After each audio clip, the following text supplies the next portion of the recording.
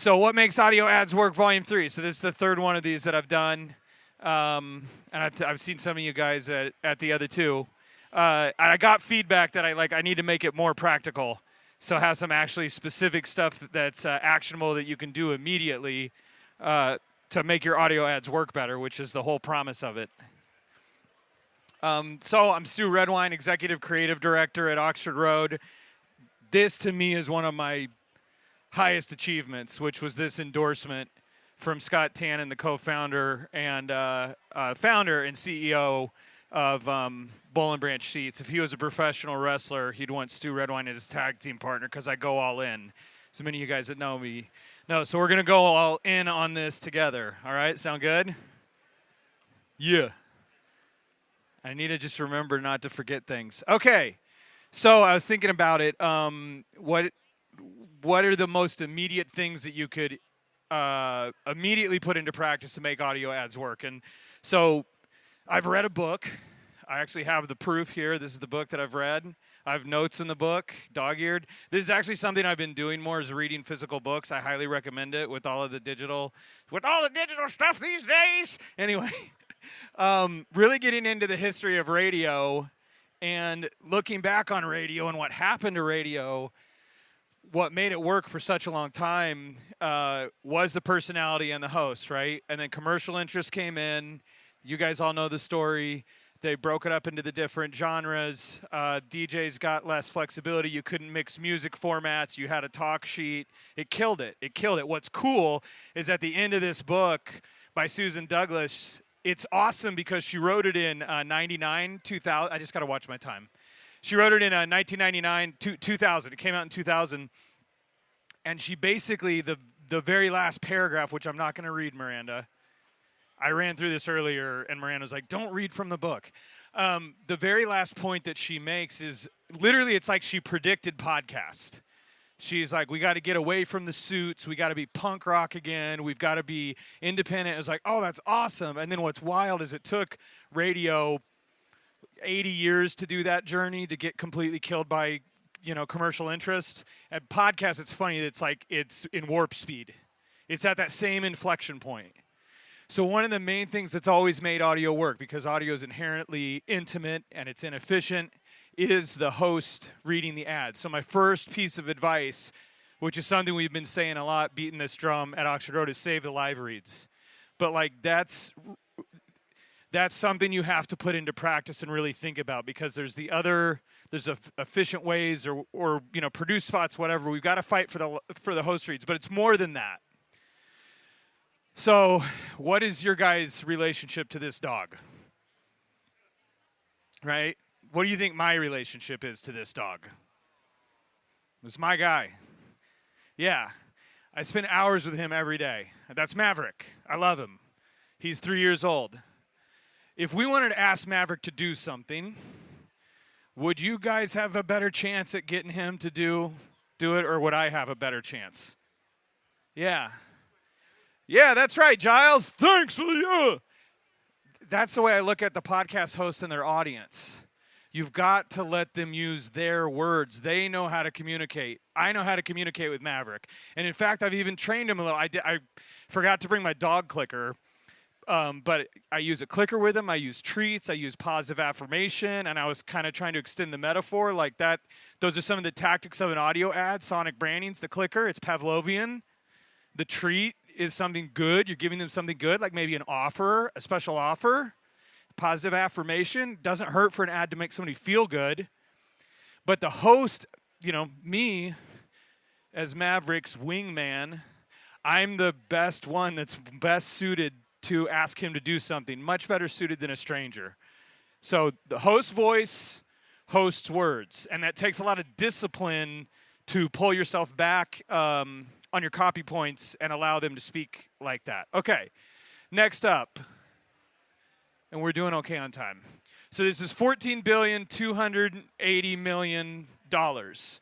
This is approximately, by my calculations, with the help of Sir Giles Martin, the amount of money that is wasted in audio advertising every year in the United States of America. So it's roughly $17 billion. The Ehrenberg Bass Institute done a famous study, the 40 by 40.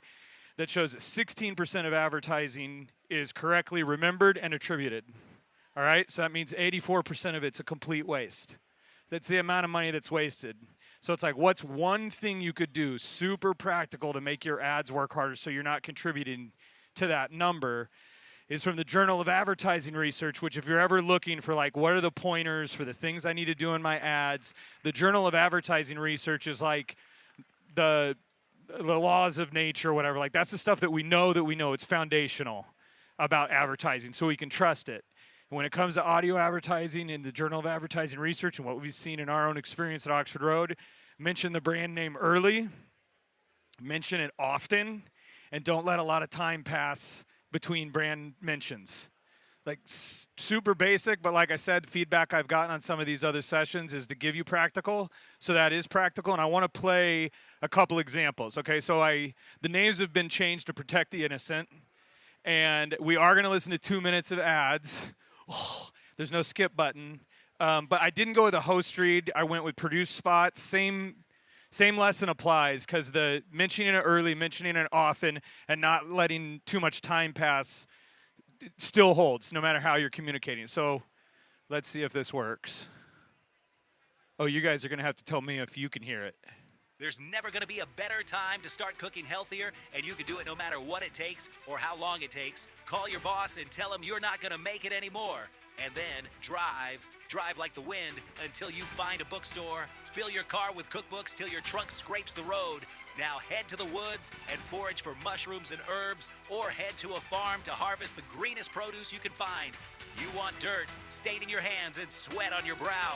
You want to fight a goat to get it all, and you want to win. And the reward for that fight is the delicious meal you're gonna cook. And while you're sitting there eating it, wondering about all the time you've lost, ask yourself a question. Why didn't you just order Meal Kit? Cooking healthier doesn't have to be a full-time job. With Meal Kit, each week okay, choose so that was healthy 42 recipes and seconds fresh, before we got a mention of the brand name. Again, I recreated that from some real creative. That's the kind of stuff that you do hear out there in commercial radio, and then you're also hearing that kind of stuff in podcasting, because we're trying to be creative or trying to appeal emotionally. Like I said, what's recommended is say the brand name early and often. And when all else fails, be clear. Clarity has a cleverness all of its own. So here's the next spot. Does getting a flavorful, balanced, and convenient dinner on the table night after night feel like a chore? Let Meal Kit take care of the weekly meal planning so you can save time and actually have fun cooking and eating amazing meals.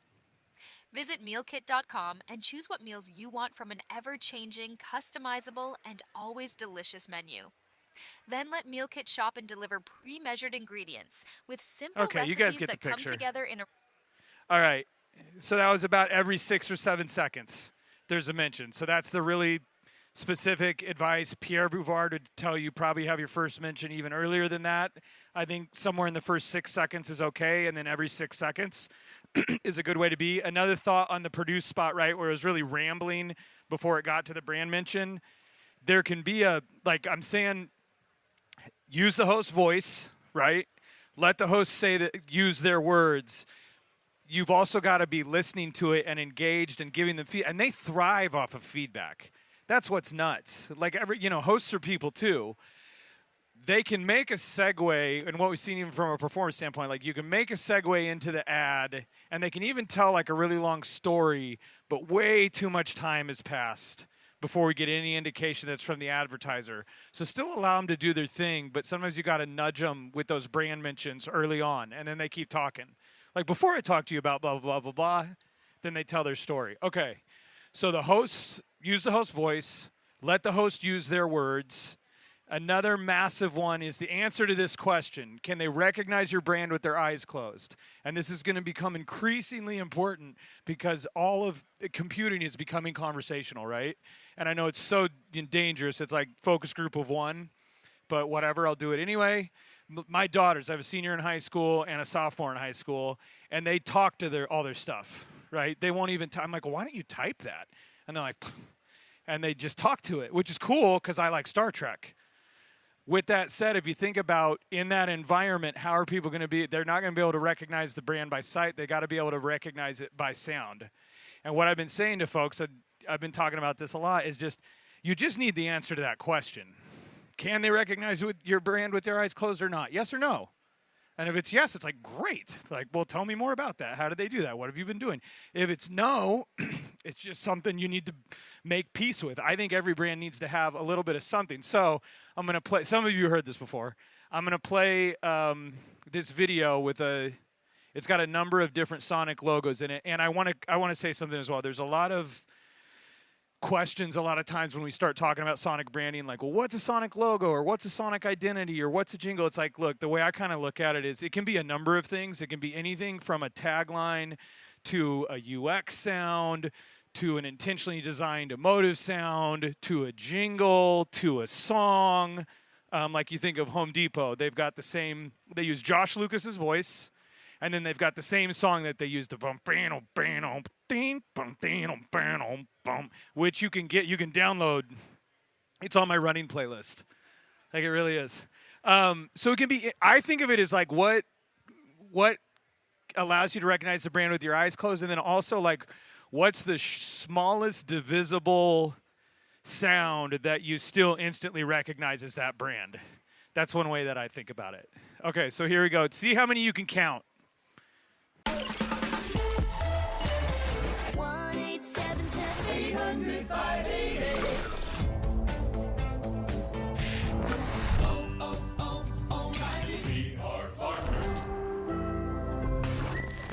I'm just so happy I got moist. Liberty, liberty. Like a good neighbor.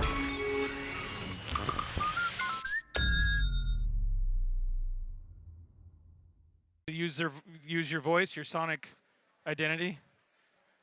What do you think? 11? Anybody want to go higher than 11? 12?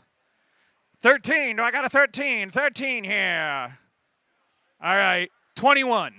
There's 21 different. And I had stuff in there from Lucinda, is the founder of Moinkbox, somebody we worked with a long time. So her voice has a very distinct sound, right? And then she says, I guarantee you're going to say, oink, oink, I'm just so happy I got moinked. I consider that Sonic branding. Then you also have the NBC chimes in there as well, or Disney's song. It's what are those things that allow them to recognize you with their eyes closed?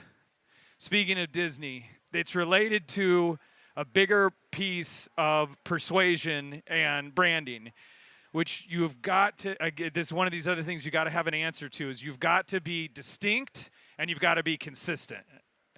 And this is where I refer to my notes, where my pen blew up on me like right before. It was great.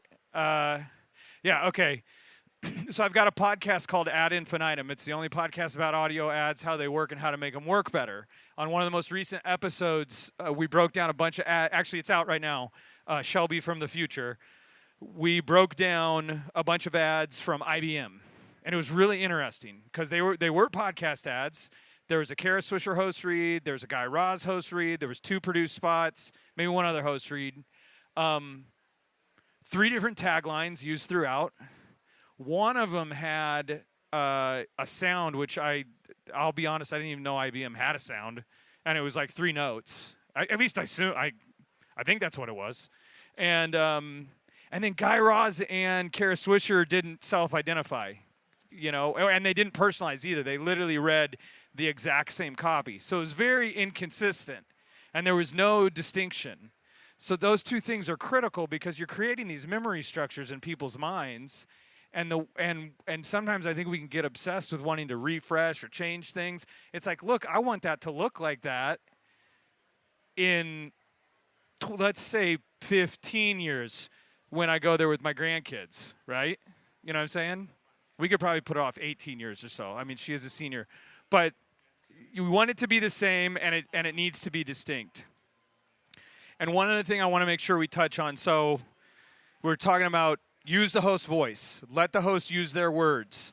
Utilize Sonic branding. And I'll make one more point on Sonic branding, is that the ones most likely that come to mind are like Netflix, McDonald's, even though it's dated now, which is like, but I still like it, is Intel Inside. They were all very intentionally designed. All of those had a lot of intention. Do you have a question?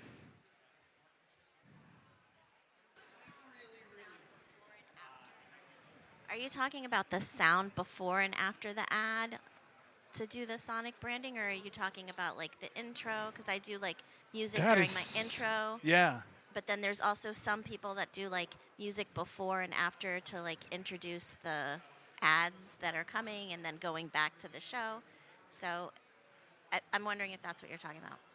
I'm primarily looking at it through the lens of an advertiser. I think anything you can do that it's all Pavlovian. So anything you can do that's consistent, that's setting them up for what that we know this is going to happen every time, and I'm supposed to feel a certain way about it so that I can know this thing is going to happen.